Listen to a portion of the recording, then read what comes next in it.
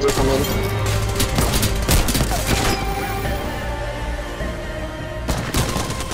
EA surprised the gaming world recently by dropping their first game in the trending Battle Royale space, and it's doing really well. Within days it had reached 10 million unique players and had peaked above 1 million concurrent players. That's a shit hot launch, even for a free game. Now if I was going to be super reductive, I'd say that Apex Legends is ironically the least surprising game 2019 could deliver. It's Fortnite with Overwatch's ability-based classes and a coat of Borderlands paint for good measure. So how good does a game need to be to become more than the sum of its obvious inspirations?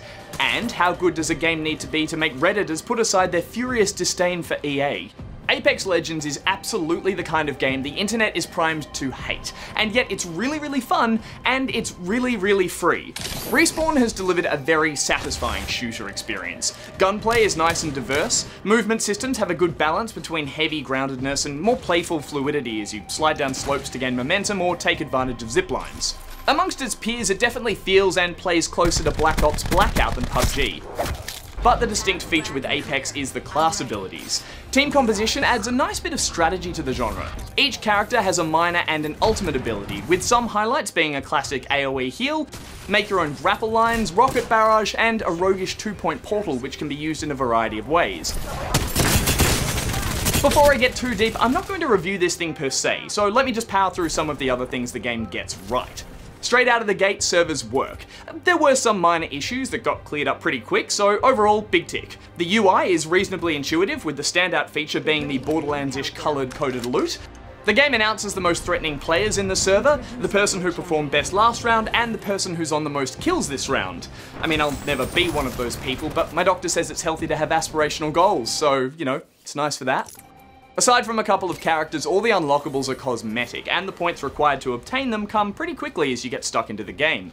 The context-based quick chat options are smart, fast, and absolutely the best version of non-voice communication to ever be in a multiplayer game.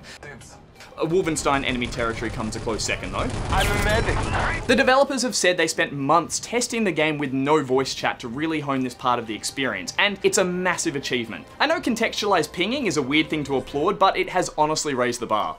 Contact with hostile. So there you go, I like it. It's a good game, it's not perfect, and it's nothing revolutionary, but it's got heaps more personality than PUBG, and as an old man, it definitely is a far more palatable vibe than the "oh my god, I've had like 3 glasses of red cordial, please don't tell mum" energy of Fortnite.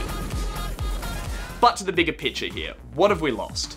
Despite what you might hear at church on Sunday, EA aren't evil, but they sure as hell want as much of your money as you're willing to part with. They stand out as the most aggressive publisher in this regard, and we, the people who play their games, are having to fight back just as hard.